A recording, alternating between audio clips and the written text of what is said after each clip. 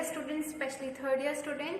So today we are taking a very short note or a brief description on this topic, the differences between the Pagets disease and the eczema of the nipple. It could be asked during the examination as a 5 marks question, or can be asked in the Viva in practicals also. And beside this, you should have the knowledge, so whenever patient comes to your clinic, you can examine and you can conclude to the point, or you can diagnose properly the disease. So you should know what are the symptoms in the eczema of the nipple and what are the symptoms in the Pagets disease of the nipple, so you can differentiate between these two. So let's begin. Here I will give the symptoms of Pagets disease of the nipple, and here the eczema. Here I will write the symptoms of the eczema of the nipple. So during in your clinical practice also, you can differentiate between the two and you can properly diagnose the condition. So the first difference is that this Paget disease is what we have taken this topic already. So this is the carcinoma. It is a type of carcinoma, breast cancer, and it is an invasive ductal carcinoma. So yet now we have not taken the breast cancer, but it is of two types. Predominantly it is of two types, the ductal and the lobules. So the carcinoma which begins in the ducts or in the lobules. So the ducts, the invasive ductal carcinoma, this is the Pagets disease of the nipple. And eczema of the nipple is what? Eczema, the normal, the eczema which we got in the body in anywhere. So anywhere it could be, so in the nipple. So the general features of the eczema. So the first we are taking is what? The Paget disease, that is the cancer, the breast cancer. It is usually unilateral, that is in the one breast, not in the both. And eczema could be in the both. Okay, so it is bilateral and this is unilateral. Now this is distinct edge. Distinct edge is what?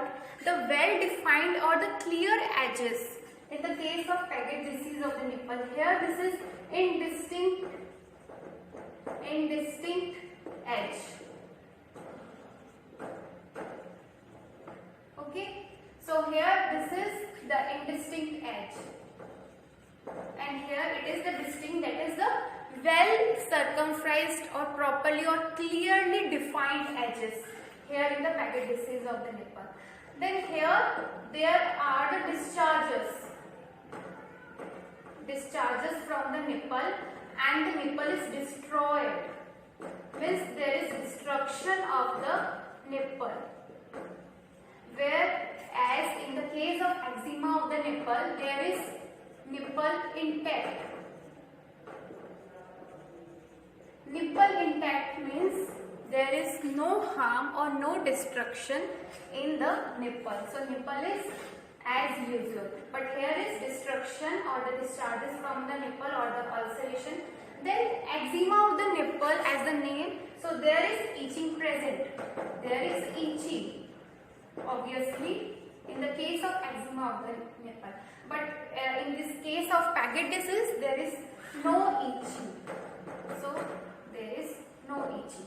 Now the very important symptom in case of breast carcinoma or the Paget disease of the nipple, there is the lump. During examination, you will find the lump inside the breast. There is lump. There is no lump in case of eczema of the nipple. Now here there are no vesicles. Vesicles are what? Fluid, cavities or sacs. So there are vesicles. Vesicles that can erupt a liquid or discharge, and there is itching, and this is bilateral. And the 7 difference is what? Eczema of the nipple is usually reported during the lactation period in the lactating women, but whereas the Paget disease is generally after the menopause. So the women who are in the menopause, that is they have finished their menses. So that is after the menopausal phase.